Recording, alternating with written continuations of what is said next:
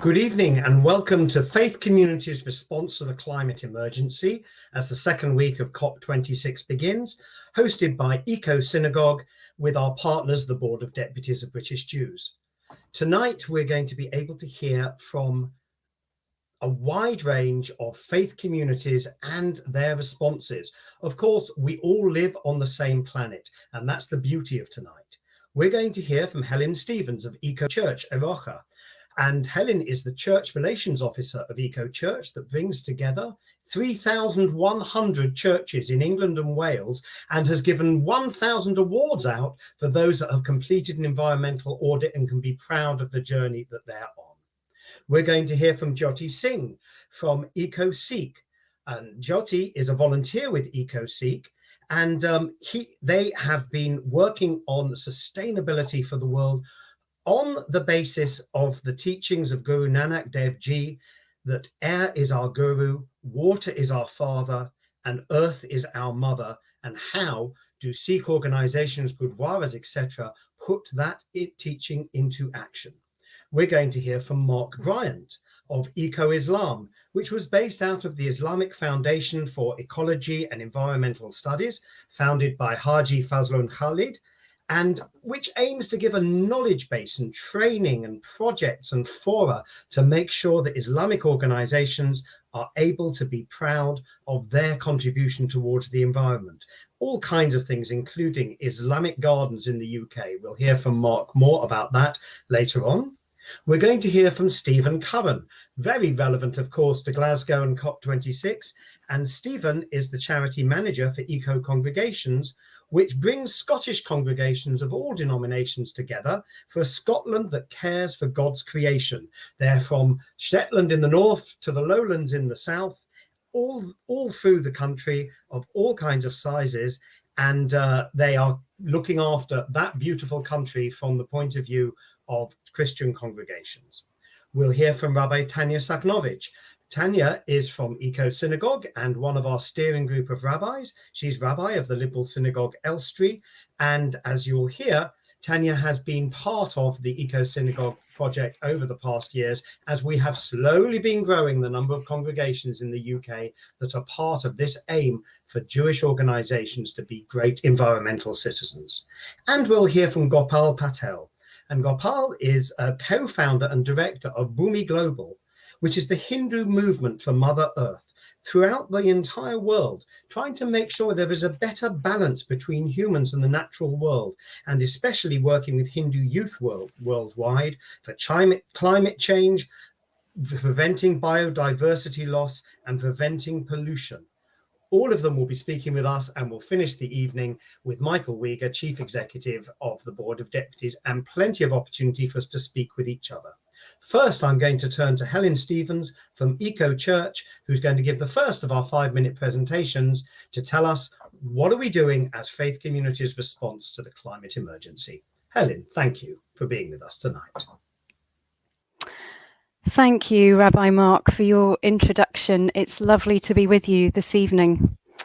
I spoke at a Climate Sunday service yesterday in a local church, and I was very conscious of being joined by thousands of churches across the country at this midpoint of COP26, all worshipping the same Creator God and praying for a successful outcome to the climate talks.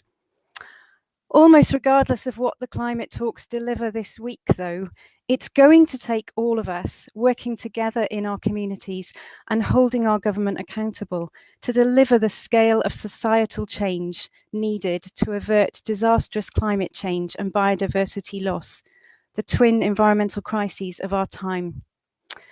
And it's this emphasis on community, on togetherness, which gives us as faith organisations such a vital role to play.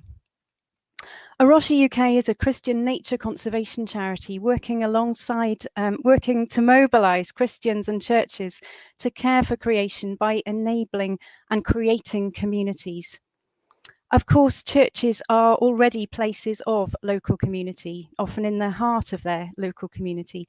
But we want to see these churches to feel part of a bigger whole, a movement of churches where caring for creation is as much a definitive part of who they are as being recognised as places of prayer and social justice, for example, to be places of holistic mission where loving God and caring for our neighbours includes and indeed depends upon caring for the earth. Eco Church then was launched in 2016 and provides a framework and foundation by which they might do this. It's an award scheme covering key aspects of church life, but it's also a learning community now of over 4,000 churches across England and Wales, all taking action. From worship in outdoor spaces in nature to reducing the carbon footprint of their places of worship by switching to renewable forms of energy, sometimes generating their own energy, managing their land for nature, and raising their voices together through Climate Sunday, this year's campaign, to call on the government for much stronger commitments at these climate talks. All of these churches share a common commitment to respond to the environmental crises of our time. Salisbury Cathedral, the first cathedral to be awarded a Gold Eco Church just a few months ago, brings together so many aspects of how and why Christians and other faiths can lead in this regard. Salisbury Cathedral went from the Novichok poisoning incident of a few years ago to playing the role of a vaccination centre, like many churches during the pandemic, to slowly welcoming visitors and the local community back today to a place of worship that has stood for 800 years, a place of healing for people and a place of healing for the earth. They now have solar panels on their ancient roof and rare nature on the ground. It's a place of worship, first and foremost, putting ourselves in the right place with God and the rest of creation, and also a place of compassion, a place of history, and a place of story. Salisbury Cathedral's Close to Nature project revealed an unexpected find of a rare fiddledock plant growing under a lime tree. It was thought to be a surviving relic from a population from when the cathedral grounds were grazing pasture in the 18th century. Grazing pasture at a time when land was not farmed as intensively as it is today and without the use of pesticides. Maybe cathedrals then could return to grazing cattle as of old, but in a sustainable way that works with nature and tackles climate change. This brings me very briefly to land and the huge potential to use our land in creative ways to benefit nature and mitigate climate change. We've announced just today as a Rocha UK that we're launching an ambitious scheme working with others to restore 75,000 acres of land for nature and cutting carbon in Britain over the next 5 years. So we work with churches and denominations which have land, but also with communities of other Christian landowners, our partners in action across the country, from organisations like Lee Abbey to Scripture Union in Scotland. And these partners in action are already undertaking projects such as native woodland restoration. It's also why we're pushing for nature-based solutions at COP to be included in national climate plans. They've been a key issue on the agenda of this COP, giving some grounds for optimism. Because by regenerating certain types of ecosystems, such as forests and wetlands, we can absorb more carbon dioxide from the atmosphere and lock it up safely in soil and vegetation. So my hope for COP26 is that leaders will be bold and have the courage to make the commitments that are needed to close the gap between the finance, emissions and pledges that have been made, to actually come up with the mechanisms to deliver these. And my dual hope is that as we share stories such as we are doing this evening, that many more of our faith community members and wider society will join us to take action locally to transform our communities together and to hold our government to account. Thank you so much, Helen. Really, really appreciate what you've shared with us. And Eco Synagogue owes a great debt to Eco Church for really helping us to get off the ground and how we do our environmental audits. Let's now move to Jyoti Singh from Eco Sikh, and we would love to hear from you what Eco Sikh is doing to make Sikh organisations better environmental citizens. Hi everyone, if I can just get the slides up.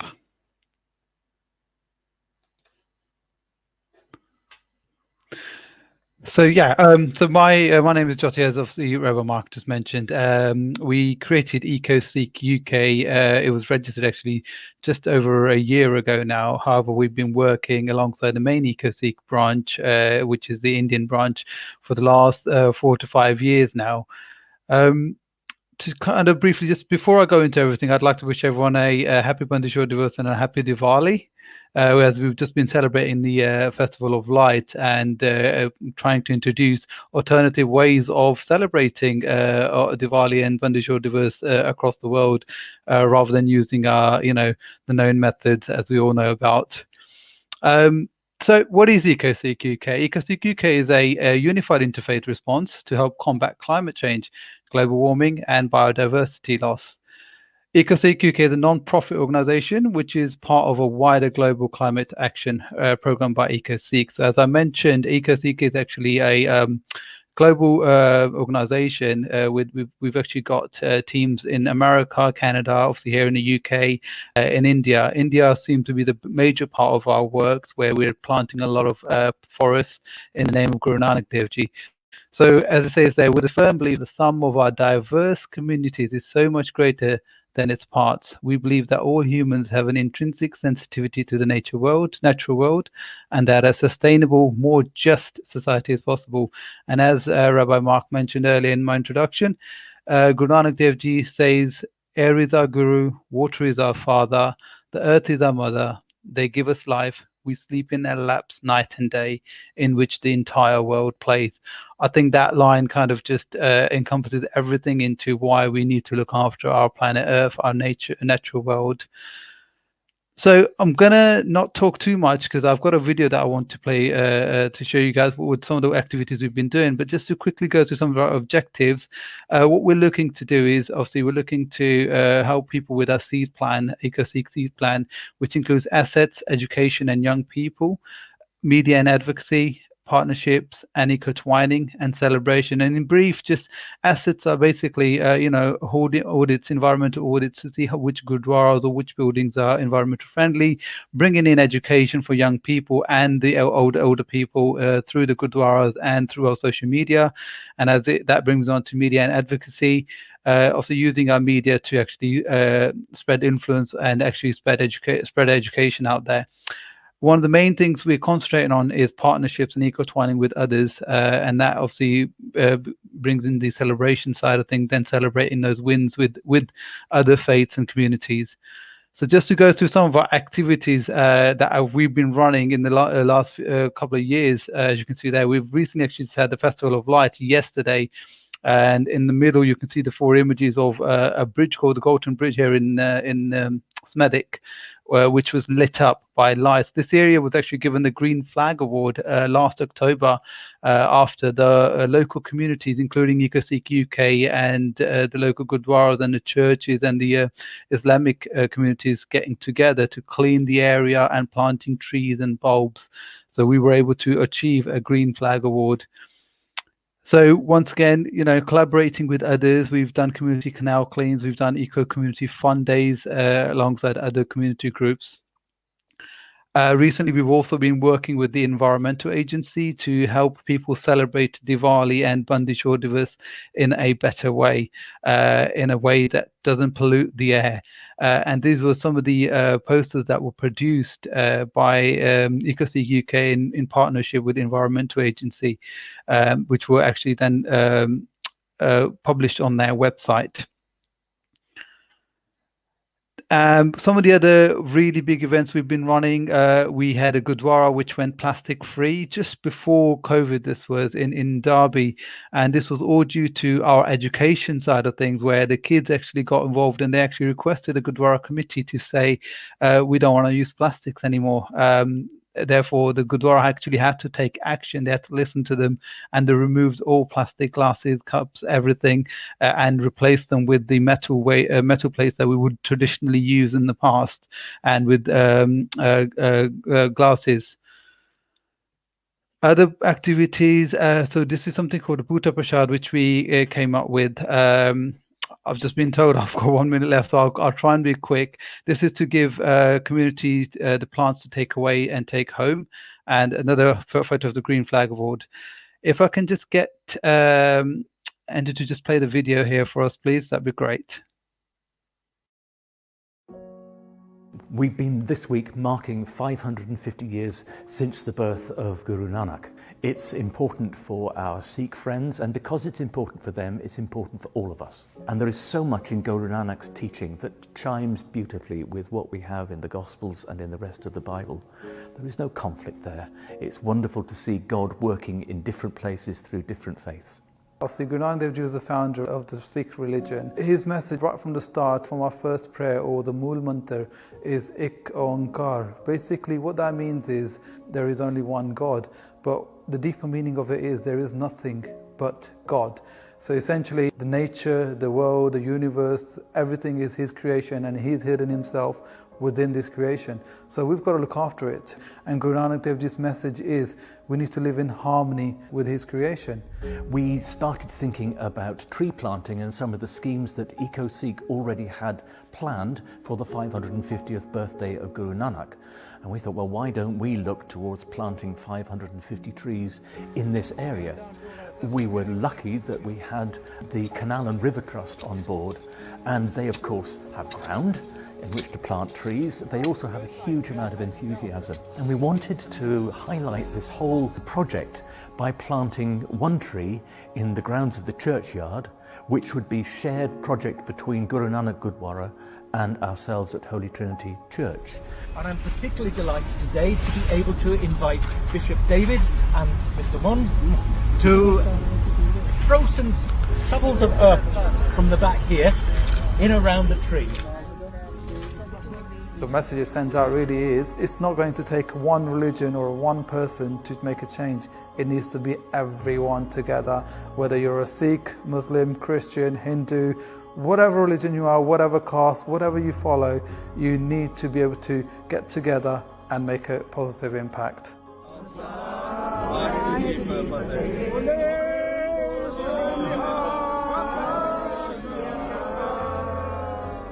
We have a tree called an Amelanchier. It's got multiple stems rather than a single trunk. And yet when it's fully grown, all those stems will support a single canopy over the top. And we felt it was a wonderful model for what we wanted for this community, of all the different faiths and the non-faith groups supporting this beautiful canopy which will have blossom in spring, have berries on in summer, and have wonderful colour in autumn. Those of you who are receiving the plaque will understand that this is a sign. We were delighted that Bishop David chose this occasion to start the process of handing to all Gurdwaras locally, and I think there are 27 Gurdwaras in this area, to start giving plaques from the Church of England, from David as Bishop, recognising the importance of our working together as the Sikh and Christian communities, and using this occasion of the 550th birthday of Guru Nanak as an opportunity to stress that once again. Suki and I is part of the emblem, if you like, of what's happening tonight. Suki and I are in the Faithful Friends team, and what you see tonight has grown much out of from Faithful Friends. You see dozens and dozens of people of all different faiths who are coming together in the rain to plant a tree. I mean, isn't it bonkers? But isn't it beautiful? Absolutely wonderful to be taking part in this lovely, beautiful organised event. Well done, thank you to the Christian community. And this is, matter of fact, the right word or message of Guru Nanak, which shows equality, diversity, especially in today's world that we're living in. So thank you very much, Church of England and everybody else that's supporting this event today. God bless you all.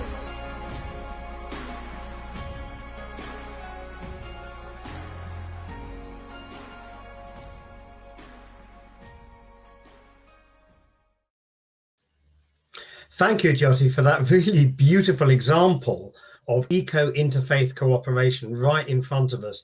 An extraordinary piece of video which tells you something really wonderful. So it's time now for us to move on to Mark Bryant from Eco-Islam and the Islamic Foundation for Ecology and Environmental Studies. Thank you. Looking forward to hearing from you, Mark.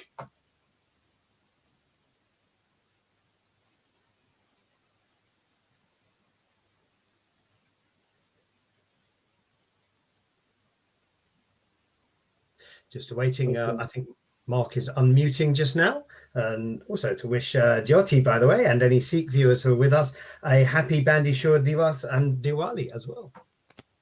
Back to Mark.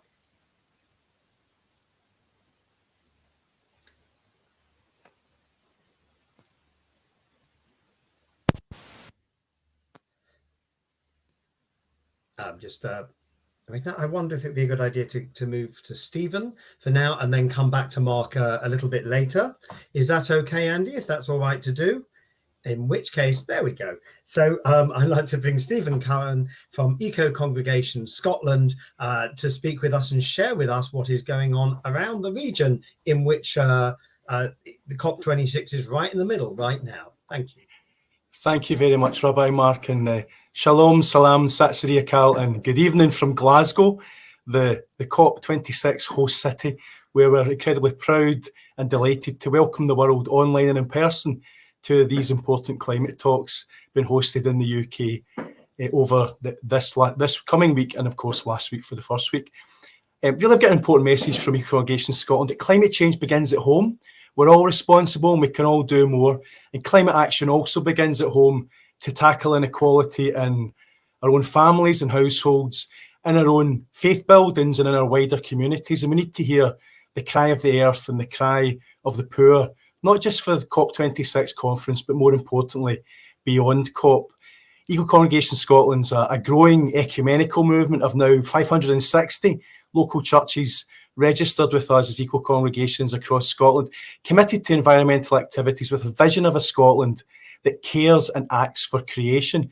We're the largest group of local environment groups of volunteers across Scotland, and that's a really powerful thing for us. And we're motivated by scripture and by a belief in a creator who has entrusted the whole of creation for us to look after, this world that we all call our common home, and to care for our neighbour, everybody who calls this planet home. And it's not just about humanity, it's about all of creation and having a respect for all of creation in that regard. So we're really motivated by climate justice and the impact on people who can afford to bear the brunt of climate change the least in the global south, but also intergenerational justice. What kind of world do we want to leave future generations? And that used to be grandchildren and great-grandchildren, but we now know it's actually what kind of world do we want to leave next year because of the impact of climate change. As a charity, we support churches and church volunteers through resources, advice, workshops and training and climate conversations, and it's work that's led by volunteers. We encourage a focus on spiritual, practical and global living in caring and acting for God's creation. Spiritual living is really important in terms of discovering what it means to care for creation in prayer, worship and conversation, whether that's in worship on a Sunday service or discussing scripture or discussing ideas through prayer and study. And no greater example of that can I give than on Sunday, the launch of Scottish Interfaith Week, where we had an interfaith service to launch the week, but also to launch the interfaith response to COP26, where faith leaders from diverse communities across the UK were able to join as one without compromising what we believe, but with a common goal of calling for greater care for Mother Earth. That was a fantastic example of interfaith action, and that's something that we are finding as a really great bonus to COP26 being in Glasgow, in Scotland and across the UK.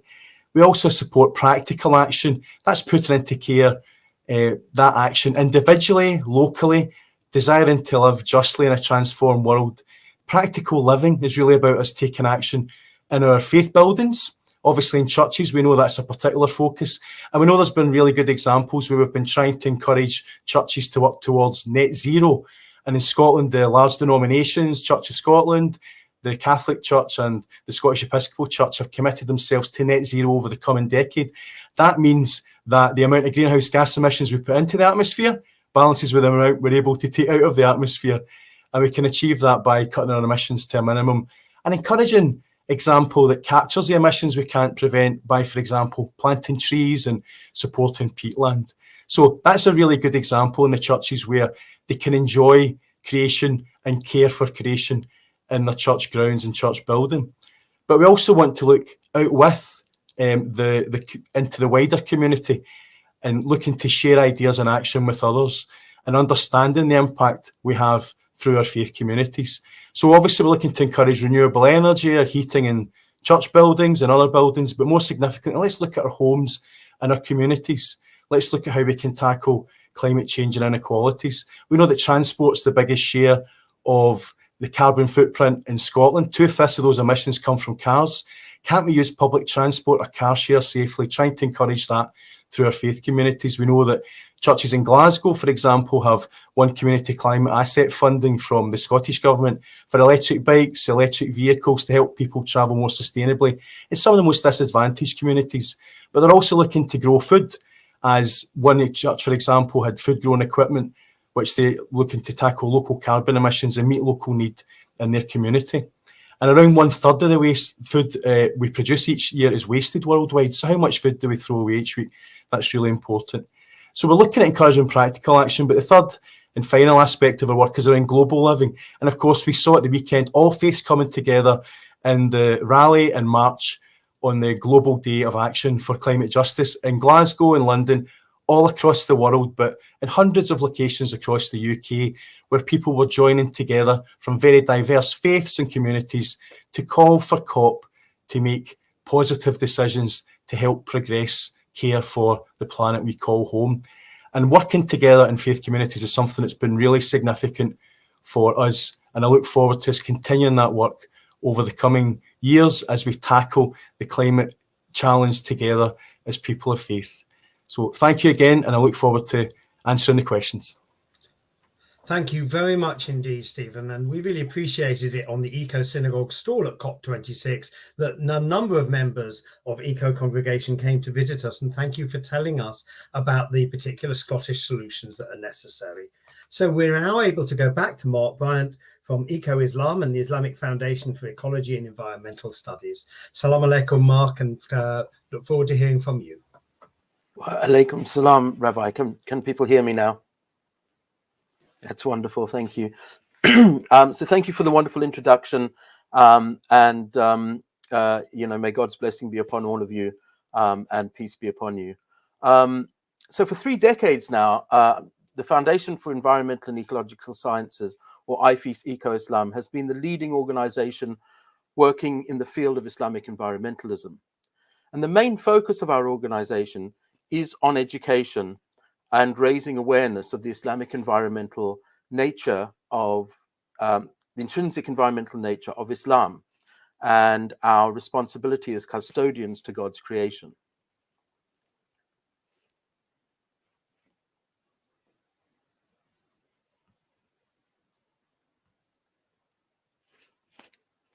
There's a bit of a delay. My name's Mark Bryant, and I've been volunteering for IFES for about 10 years now, and I'm currently the senior consultant, one of their senior consultants. As Rabbi Mark said, Sidi Fazlun is the founder of IFES Eco-Islam and has been described as one of the single most active environmentalists alive today.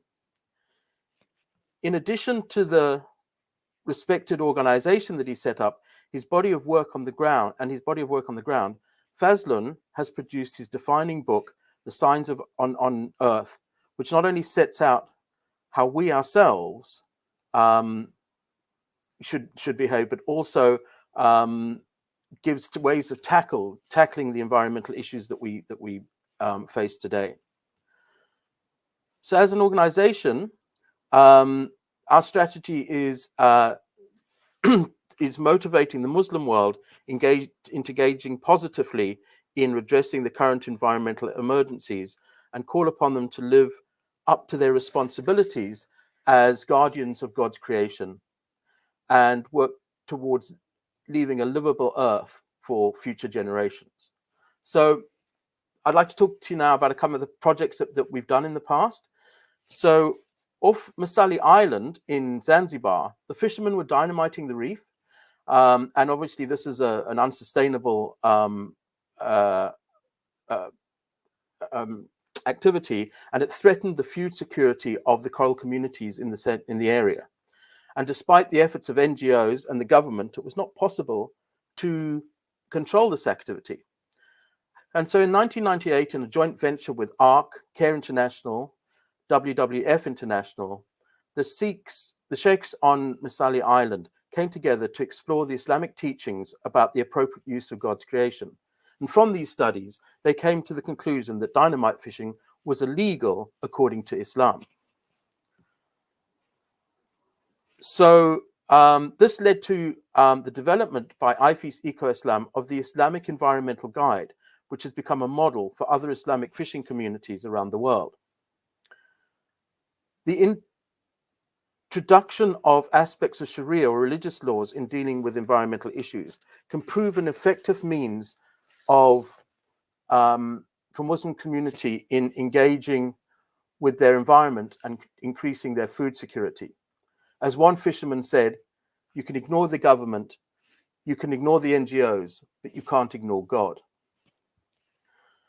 So when we move on to 2015, the International Climate Change Symposium in Istanbul ended with the Grand Muftis of Lebanon and Uganda endorsing the Islamic Declaration on Climate Change. Working with Islamic Relief, Fazlun Khalid was the convener of the panel of scholars who drew up this declaration. The declaration does not represent any one particular Islamic school of thought, and thus essentially it gives us the Muslim word within the climate change discourse. So a couple of other projects. In Indonesia, there was a project called Trees for School, where young children were taught about their Islamic environmental ethic and also planted trees in a local area of forestation. In Tanzania, the Children's Eco Village provides a safe and natural atmosphere where children can grow up understanding their place within the environment. The aim is for these children will go on to foster a sustainable way of living when they leave the village and will take that message to the wider community. So closer to home, this is the Bahu Trust Mosque, and we've been for a couple of years now, before the COVID, conducting plastic-free iftars. During Ramadan, iftars or evening meals are held to support the poor. However, there is a great deal of meat consumed and a large amount of plastic waste created at these events. So IFES Eco-Islam has been helping to hold these plastic-free iftars. Part of the evening is about explaining to the people that plastic waste is disproportionately detrimental to the very people that the event is designed to support. Another initiative that we've had is the wudu spray bottle. Wudu uses a lot of water, and it's possible to use a spray bottle which uses a tiny proportion of the amount of water that would normally be used, and it saves water, but it also makes living in the UK and trying to do wudu in other people's bathrooms and in institutional bathrooms a lot less problematic. So faith-based organizations have a particular role and a particular responsibility in tackling environmental degradation and climate change. We need to find common ground with one another and with those of no faith, as the crisis is unique in that no one group doing the correct thing will save the planet or itself. So thank you very much for your time. Thank you very much, Mark, for that international perspective and also very local perspective about what happens in a particular mosque. We really appreciate you sharing with us. So now let me move to Rabbi Tanya Saknovich from Eco Synagogue, who is one of the steering group rabbis for Eco Synagogue. Tanya, what's the work of our organization? Good evening. Eco Synagogue, a project supported by the Board of Deputies, spans the whole Jewish community with rabbinic leadership from 4 denominations of Judaism: Orthodox, Masorti, Reform, and Liberal. Our main aim is to help as many communities and their members as possible to live an eco and sustainable life, thus making our contribution as the Jewish community to achieving net zero, hopefully at some point in the not so distant future. We provide tools and resources to be used by communities in the best way through the environmental audit program on our website, education, support and sharing of best practice, and advocacy. Synagogue is a mainstream Jewish voice in the climate emergency conversation. We are very proud of our environmental audit program, and I would like to say a few more words about it now. So if we have members of the Jewish community who are not yet members of Synagogue and watching us now, they can go to our website and check it out straight after this webinar. The environmental audit is a free online resource which takes a holistic approach to assessing a community's environmental awareness and implementation, covering managemental commitment, prayer and teaching, lifestyle, land, buildings and consumables, local and global engagement. The audit identifies areas where a community can improve and provide resources and support to do so. Once a certain point value has been reached, the community can apply for the relevant award.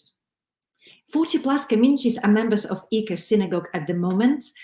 We can't compare ourselves with Church. And at COP26, we were lucky to have a stand. We were very proud to award our first 14 environmental awards. One community, West London Synagogue, achieved our first Gold Award. And this community's home is a 180-year-old Grade 2 listed building, which shows that being environmentally aware is not restricted to land or modern buildings alone. COP26 was a fantastic experience for us. At COP26, our rabbinic team, our brilliant project manager, Andrea Passa, and the leaders of the Board of Deputies met leaders of other faiths and were inspired by so many people of other faiths and their work in the area of environment, conservation, and the reduction of pollution, as we saw today. I learned at COP26 from Bishop Olivia Graham that people of faith constitute no less than 80% of the global population. And that is exactly why we are all here tonight, to find ways of working together and making our positive impact on the environment and urging governments to be more focused on sustainability. Climate crisis is one of the biggest challenges we are facing as humanity today. But it's also one of the biggest opportunities for us to combat it by finding ways of cooperating and working with each other, combating all prejudices, biases, and stereotypes. Climate crisis is the beginning of a new era for us as humanity.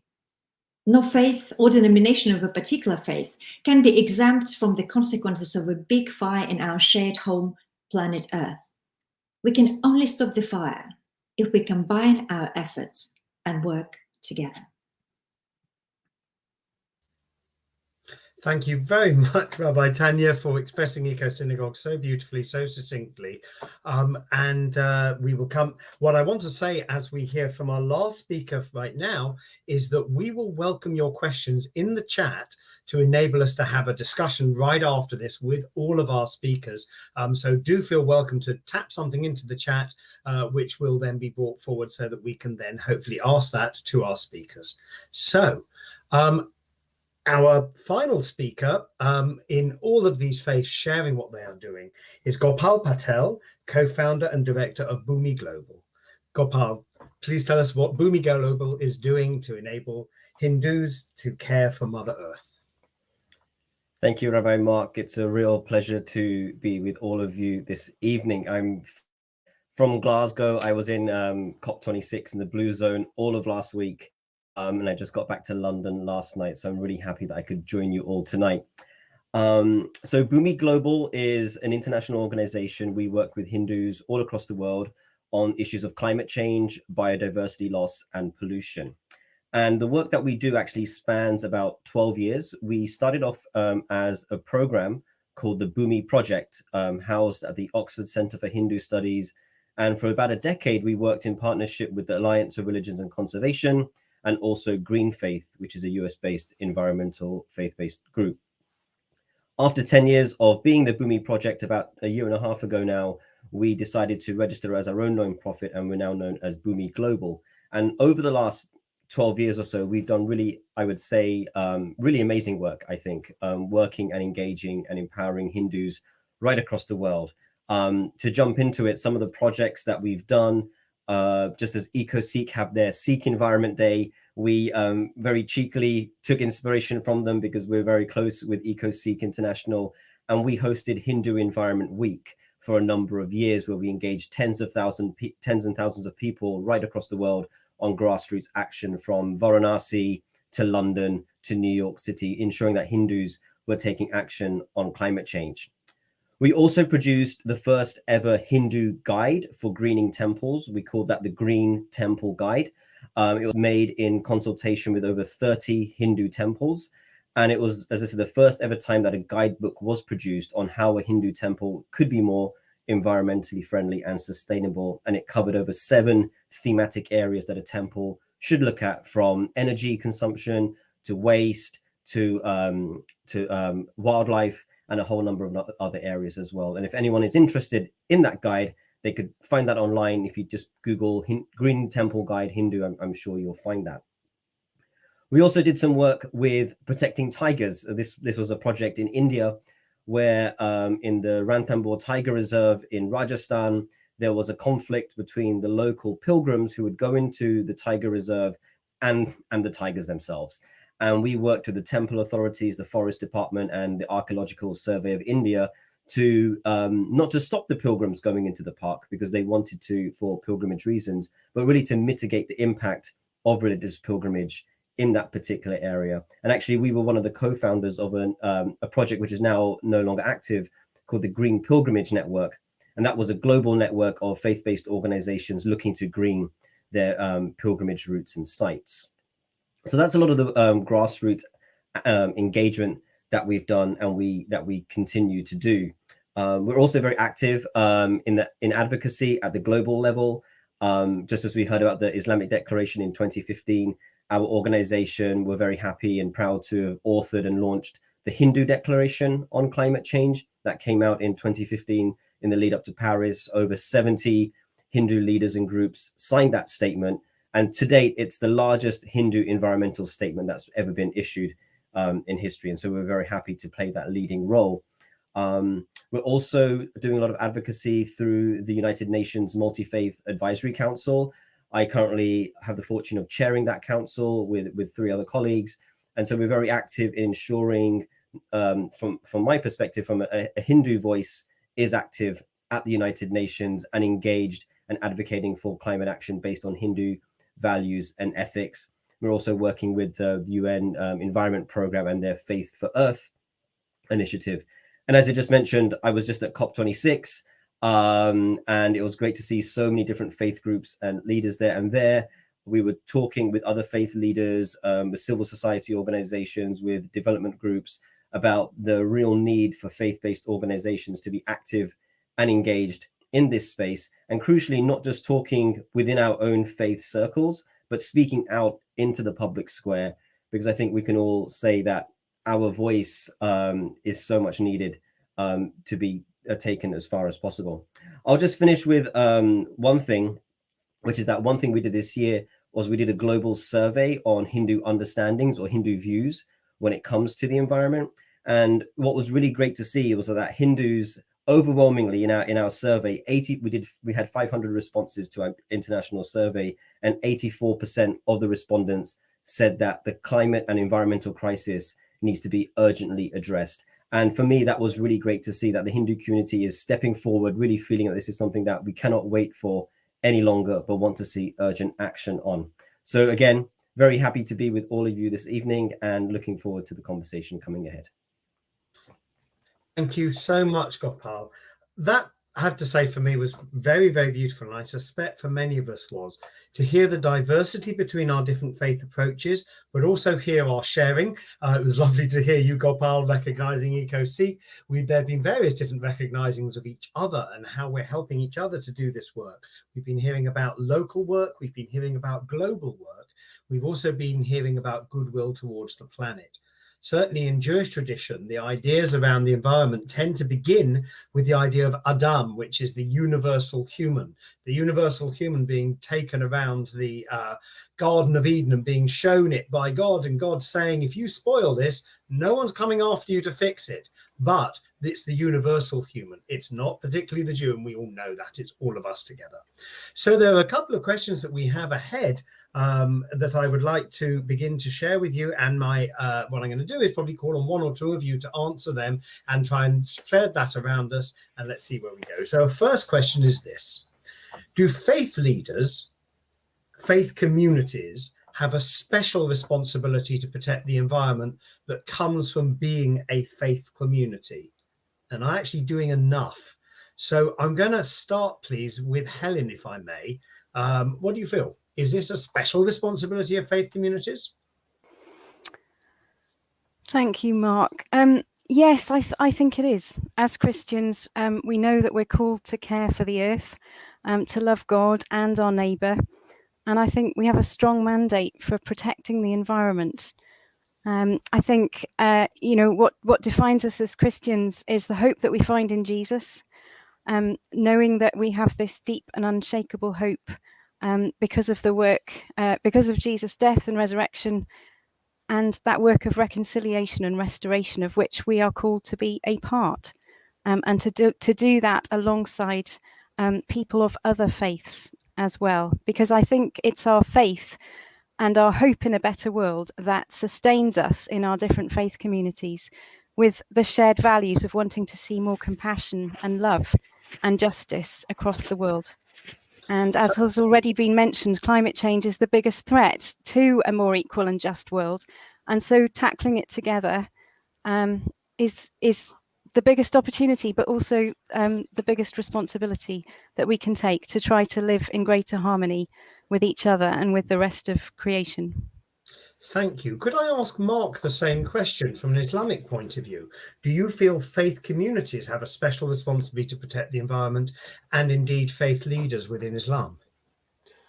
Yeah, thank you. I mean, I do. I agree that there is this special place of faith communities because of their reach to their congregation. I would also say that I think that anybody approaching the crisis that we've got needs to come at it from, whatever the motivation is of their own particular background. So, as Muslims, I feel we have this very strong and distinct Islamic environmental ethic, and I think it's up to our faith leaders to lead, because faith leaders are the kind of, they set the morals for their congregations, and it's their responsibility to do that. But however, I do think that, whether we have people of particular faith or people of no faith, they need to look at what their motivation is that will save us all, because it's a unique opportunity for humans to come together and, not to put too fine a point on it, to act like a bunch of grown-ups for a change, because, we have not been doing that now, and we need to work together. And, perhaps this is a test from our Lord to see if we are able to work together and to save ourselves, because if we're not, it doesn't bode too well on us as a species. Thank you very much indeed, Mark. So the next question that I would like to put in front of us comes from Kevin Darville, who's a member of congregations both in Exeter and also in London, and travels, I know, between both of them. And I'm going to ask Stephen this one, first of all. How would you get buy-in from a predominantly aged congregation who don't see climate change as a pressing personal issue? Could I ask Stephen perhaps to answer that, maybe from a point of view of eco-congregations? Thank you very much. And thank you to Kevin for that very, very poignant question. This is really important because I think intergenerational justice and how the older generation views the impact of climate change on their grandchildren and great-grandchildren is a huge motivator. The other thing I would point out, looking at Exeter's a good example. When you look at any flood map in terms of the risk of flood because of river flooding and coastal flooding because of the rise in water levels with the polar ice caps melting, we've got huge problems around our coast and around our rivers for houses, businesses that can't be insured. People are at risk of being under severe flooding risk, and you can see it already happening with the extreme weather events. So I think the lived experience is something which people can see in their own communities and in other communities around the world increasingly. But that impact on, particularly for an older generation, the grandchildren, is something that really motivates people in our churches to think, there's something I've got to do here. What kind of planet am I leaving the future generations? So those are the two aspects I think are really important. But those flood maps, if you can pinpoint the local synagogue, Gurdwara, temple on the middle of the map and say, look where the flood risk is to the congregation that turns up for a service, you'll soon see a lot of interest from people in the impact in their own community. Thank you very much. What I'm going to do is, to make sure we have as many questions asked as possible in the time that we've got, is just ask one of you to answer each of them, and I hope that's okay. I'm going to ask a question from Debbie. I hope I pronounced your surname right, Hockey.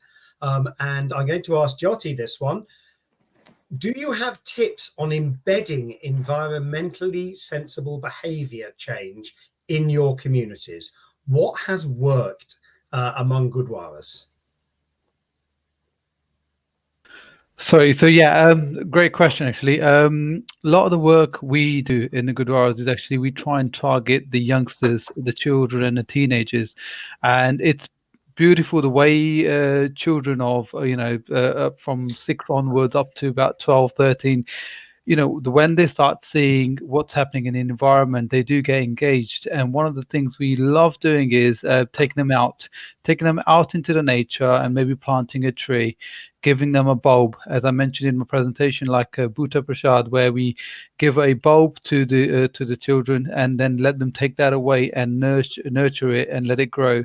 When that flower or the plant comes through, that is the point. They get hooked. And that brings them closer to nature itself, and then they start asking questions: why this? How do I do this? How can I do more?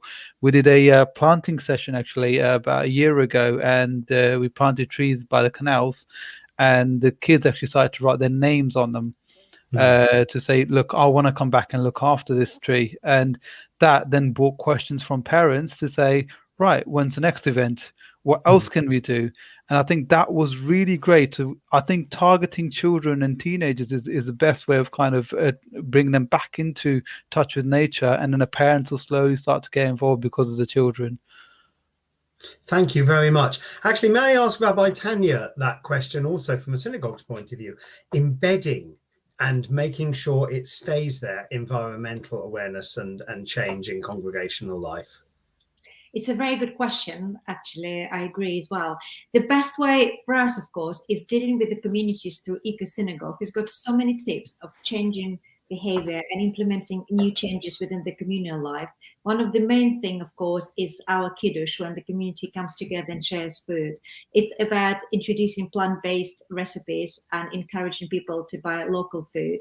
It's also explaining the situation with plastic and trying to encourage our communities to use free of plastic, reusable or biodegradable or dishes as well, which each synagogue actually has, and just a bit concerned with the COVID restrictions. That's a bit complicated.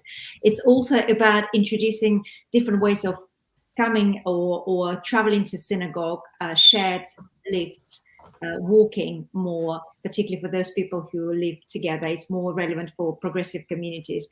And of course, working closely with children and taking them out, as they so beautifully Pobayat Sikh said, working with children gives really hope in the future. And out of probably 1/3 of my classes with my Sunday school took part outside, and I thought that the parents will be very upset about it, and actually they were very supportive, very pleased, and as a result of it we had really happy children. So reconnecting with nature is so important for us as well as a Jewish community. Thank you very much. So another question I'd like to ask, and please, if you're at home and would like to pop a question into the chat, do feel welcome to do so. I suspect, have space for another couple of them. I'd like to ask this question to Gopal, who has, I suspect, out of all of us, spent more time at COP26 and maybe has been able to reflect on it, which is, what are your reflections on COP26 at this halfway point in the conference? Do you feel world leaders are stepping up to the challenge? Is it doing what it's supposed to be doing? Gopal, if I could ask you. Yeah, it's a good question. I think I would say yes. And I know that may make me an outlier to what the current narrative is in the media. But the energy in the blue zone, you could feel it. You could feel the excitement, the enthusiasm, the energy. You could feel that people were there to make the deals, to do the work needed to get us to 1.5. And the speeches you heard at the beginning of last week at the World Leaders Summit really set the tone. Attenborough, Biden, everyone was talking in many ways, like religious, emotional language about the moral, ethical need to address this crisis. And so, we had President Obama speaking today again, which was really saying that we need to do more, but we can do it. And it's not going to be quick. It's not going to be easy. It's a long road ahead. So also last week, we had the announcement on deforestation by 2030, and I think 100 billion pledged, I think, maybe for that. So the announcements are coming forward. And I know before COP, the energy was not there. The enthusiasm was not there. We did not have high hopes. But at this halfway point, I don't want to use the football analogy that our prime minister has been using, but I would say that we are heading in the right direction with this COP26. And I do have hope that we can, if we can't get the commitments to get us to 1.5, I think we're going to get very close there. So I'm very optimistic and hopeful for what happens over the next week. I'd love to hear a voice from Glasgow. Stephen, what do you feel at this halfway point? Do you think is this doing Glasgow proud? Are world leaders stepping up to the challenge? Yeah, I think so. And I'll say namaste to Gopal. And I think I agree with almost everything he said. Just like to add to that, the agenda this week's looking at issues around transport, science and innovation, the full and meaningful participation of women and girls around the world in climate action. Obviously today, adaptation, loss and damage, really supporting where the impact is felt the most around the world. So we've got a lot of really important aspects of climate action to discuss this week. And I think that there's a sense of goodwill about people who are involved in the conference. Those of us who are outside in the wider climate fringe, if you like, there's a lot of lively discussion there as well in Glasgow and online all around the world with people wanting to see more. So I think we can harness the energy for us all to do more and also for the governments to push beyond COP. So for me, I think the glass is certainly half full at half time. And I think that this week we can look forward to very specific agreement.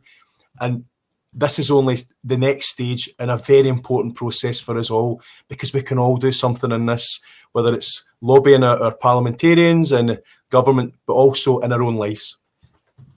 Thank you very much indeed.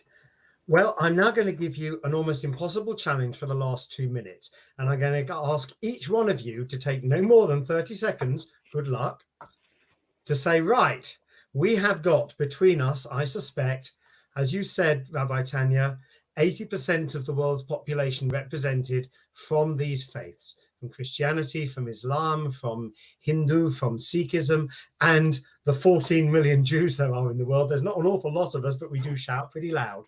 And my question is this: if we could bring all those faiths together to the world leaders who are going to be tasked with tackling the climate emergency in 30 seconds, what would you say on behalf of the world's faiths, of the people of faith? So is anybody willing to kick this one off? If you can give me a wave, that would be wonderful. Thank you, Rabbi Tanya. Go for it. Let's stop talking and start acting now. Thank you. Okay, here we go. So I'm going to go down from the screen that I can see. Stephen, I'm going to ask you for your message to world leaders on behalf of the world's faiths. Let's all care for creation and all care for people and planet. Thank you very much. Jyoti, on behalf of the Sikhs of the world and all world faiths.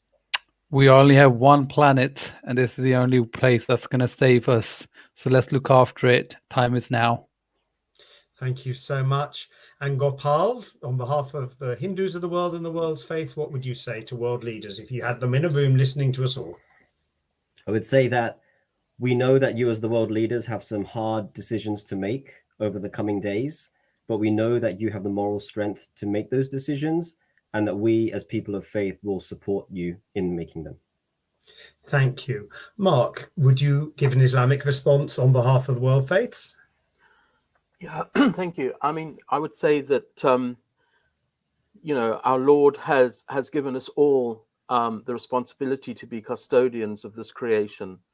And as other people have said before, there isn't a threat to life on Earth. There's a threat to human life on Earth, and that's something that world leaders need to think about. And finally, I think they need to think about the fact that they are living within an unsustainable financial situation, and that's what curtails them from being able to do action as much as anybody else. And we need to really start looking very deeply at that. Thank you. And Helen, you started us off from an eco-church point of view.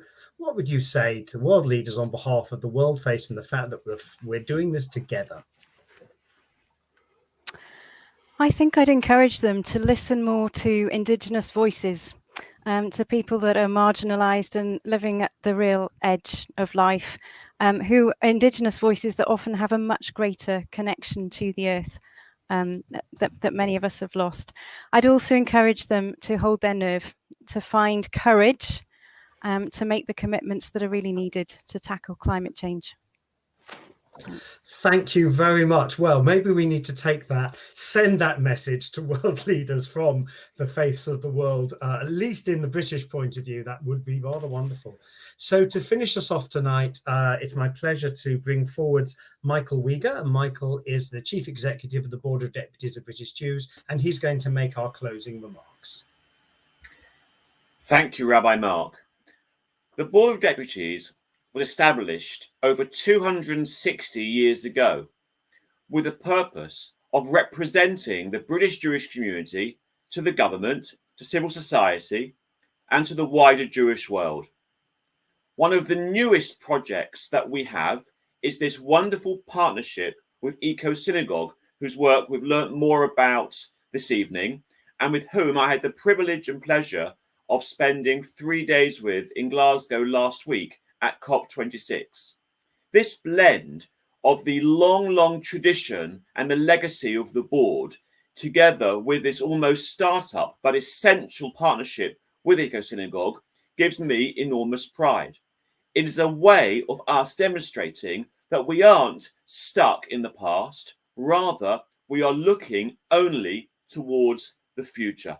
It has been an absolute privilege to hear all of you this evening from different faiths in the UK representing and reflecting your organisations and the extraordinary work that you are doing and that you are leading on behalf of our planet.